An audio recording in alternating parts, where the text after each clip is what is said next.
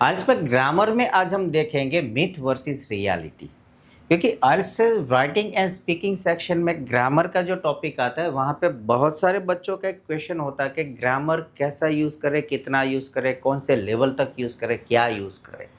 तो आज हम देखेंगे the reality in between the myth and actual requirements of IELTS. IELTS में एक्चुअली ग्रामर कितना चाहिए, कैसा चाहिए, और अभी मार्केट में मीन्स के जो बहुत सारे कोचिंग इंस्टीट्यूशन से ऑनलाइन भी चल रहा है तो कितना मिथ है, आज मैं यहाँ पे आपको दिखाऊंगा। Welcome to my channel and आपने अब तक इस चैनल को लाइक शेयर एंड सब्सक्राइब नहीं किया तो कर दीजिए, क्योंकि आपको यहाँ पे ऐसे ही रियल टाइम और आई वुड से यहाँ पे आपको ऐसे रियल वीडियोस मिलेंगे जो आपको एक्चुअली आपका आइल्स का स्कोर आप कहीं ना कहीं 5.5-6 पे हो तो 7.5 तक पहुँचा देगा। Let's check the myth and reality. बहुत सारे बच्चे ये कहते हैं कि राइटिंग हो या स्पीकिंग हो, जब ग्रामर की बात आती है तो उसमें दो टॉपिक दिए गए हैं। मैं आपको यहाँ पे मिथ एंड रियलिटी दिखाता हूँ। तो बोलते हैं कि ग्रामर में आपको क्या करना है, सबसे ज़्यादा कॉम्प्लेक्स सेंटेंसेस यूज़ करने हैं, यानी कि पैसिव सेंटेंसेस यूज़ कीजिए, लंबे लंबे सेंटेंसेस यूज़ कीजिए, इतने लंबे के मान लो कि बोलते वक्त, मान लो कि if it is an I speaking, तो बोलते वक्त आपको सांस लेने की टाइम भी ना मिले, ऐसे नहीं है। इतना कॉम्प्लेक्स ग्रामर हमें यूज़ करने की कोई ज़रूरत ही नहीं है। ओके, आइल्स को तो चाहिए क्या? What does IELTS is actually looking for the student from the grammatical range and accuracy? तो हमें क्या चाहिए? What we need is, let's go to the reality is, we do not need numbers of complex sentence. हमें ये नहीं चाहिए।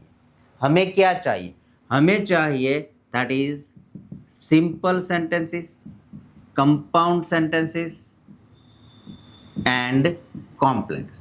Okay, सिर्फ not only a complex. आपने मान लो कि आपने ऐसे लिखा है या फिर स्पीकिंग में आप like number of complex complex complex complex sentence लिखते जाओगे, बोलते जाओगे, तो आपको स्कोर ग्रामर का नहीं मिलेगा। What IELTS is looking is the balance of simple, compound and complex sentences, यानी कि आपको सिंपल भी यूज करने हैं, कंपाउंड भी यूज करने हैं और कॉम्प्लेक्स भी यूज करके तीनों का बैलेंस मिक्सचर होना चाहिए। तो कि कौन से सेंटेंस कितने हो गए?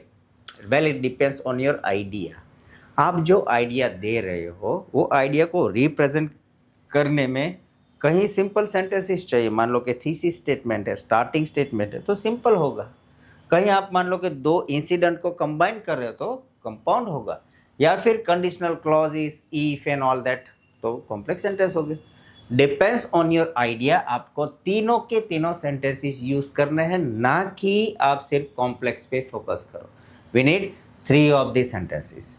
ये है यहाँ की रियलिटी। अभी यहाँ पे देखते हैं आपका जो ये बैंड डिस्क्रिप्टर है ना, वहाँ पे सिर्फ इतना नहीं लिखा है ग्रामेटिकल रेंज, आपको दिया गया है ग्रामेटिकल रेंज एंड एक्यूरेसी। तो इसके ऊपर कोई फोकस नहीं करता। फोकस कहाँ पे होता है सबका? तो ग्रामेटिकल रेंज में जाते हैं कि 8-10 types of like tenses use कर लेते हैं, एक्टिव पैसिव डालते हैं, conditional sentences, conditional clauses use कर लेते हैं, डिग्रीज यूज करते हैं। इतना सारा हमें नहीं डालना भाई, वो खिचड़ी हो जाता है।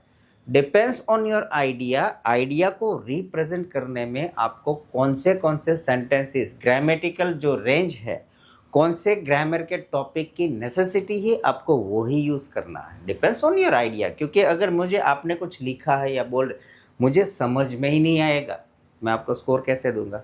सिंपल है, आपको यही करना है।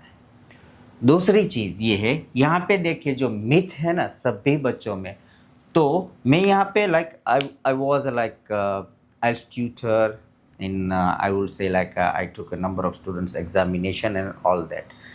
आइल्स में एक ही चीज़ पे ग्रामर की जब बात आती है तो ये रेंज बाद में चेक करते हैं। पहला तो चेक होता है आपकी एक्यूरेसी लेवल। एग्जामिनर एक ही क्वेश्चन करता है कि क्या बच्चे का बेसिक ग्रामर, जो ग्रामर का सेक्शन है आपका, क्या बच्चे का बेसिक ग्रामर सेक्शन में कोई एरर है या नहीं है। ये बात आप ध्यान से सुन लो और समझ लो कि अगर आपका बेसिक ग्रामर यानी कि टू बी फॉर्म है, वर्ब फॉर्म है, उसमें अगर आपकी गलतियां है तो आपको मैक्सिमम स्कोर मिलेगा 6 इन योर ग्रामर। याद रखिए, अगर आपने बेसिक ग्रामर में गलतियां है आपकी तो आपको मैक्सिमम 6 ही मिलेगा, उसके आगे नहीं मिलेगा, याद रखिए।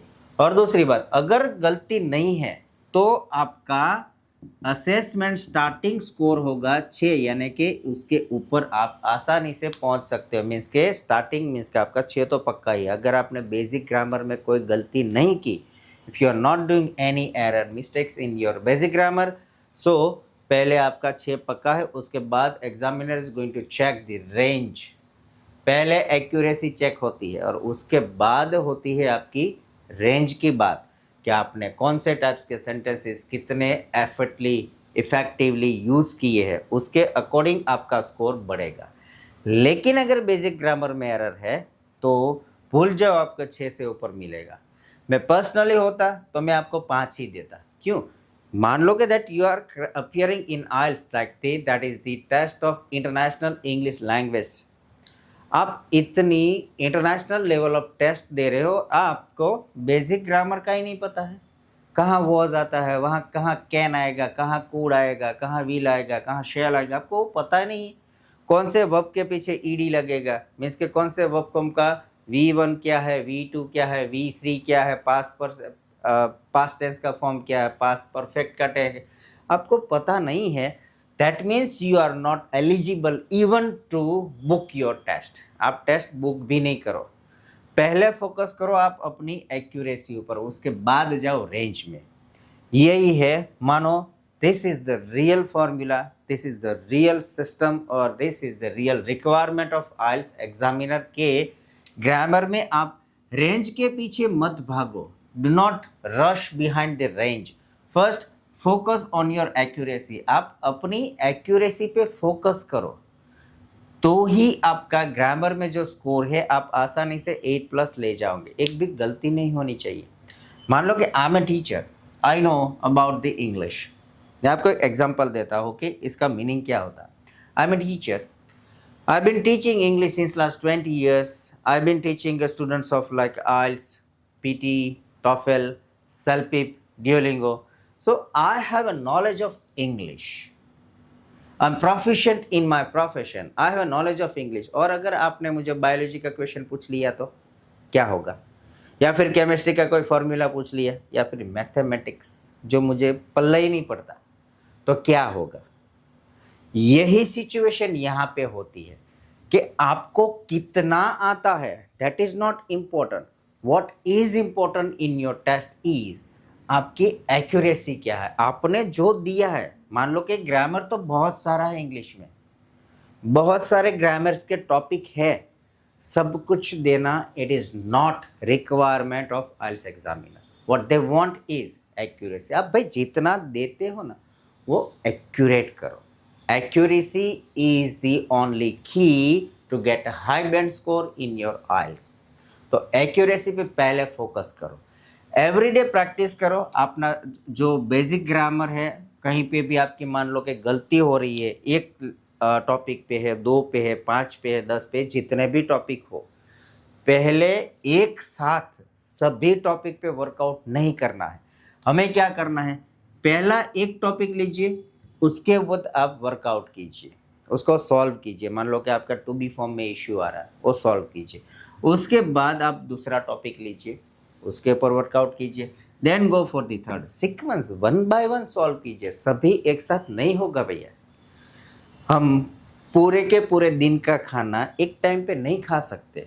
सेम वे आप अपने ब्रेन में इतना फीड मत डालो कि ब्रेन खुद हैंग हो जाए। स्लोली 1 by 1 करो, तभी जाके आपकी एक्यूरेसी मेंटेन होगी। और accuracy is the only key to have a high band score in IELTS grammar.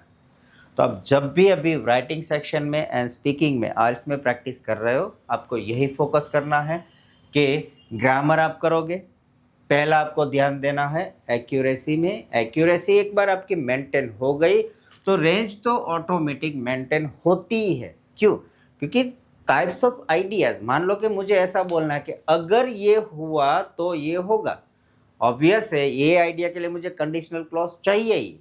If वाले जो आते हैं ना, वो कंडीशनल क्लॉज लिखने ही पड़ेंगे, तो ऑटोमेटिक भाई कॉम्प्लेक्स सेंटेंस बन गया। दुनिया में ज़्यादातर लोग भूखमरे से मर रहे हैं। Majority of people are dying just because of not having a 3 types of food. हो गया भाई कंपाउंड सिंपल सेंटेंस। तो आप जब एक्यूरेसी मेंटेन करोगे तो ऑटोमेटिक आपकी रेंज मेंटेन हो ही जाएगी।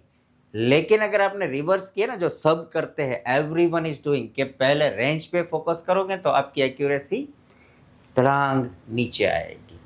और एक्यूरेसी नहीं है तो आपको पता है first impression is the last impression. Examiner ने आपको पहला लाइक स्पीकिंग में पहले क्वेश्चन ही पूछ लिया, नॉर्मल जो टास्क 1 है वहाँ पे पूछ लिया व्हाट्स योर फेवरेट कलर, और आपने शुरू कर दिया my favourite colour was red and now I am wearing red every day. यार पहले था और अभी कर रहे हो, कैसे, क्या, कौन सा कनेक्शन है? कुछ एग्जामिनर को समझ में नहीं आएगा।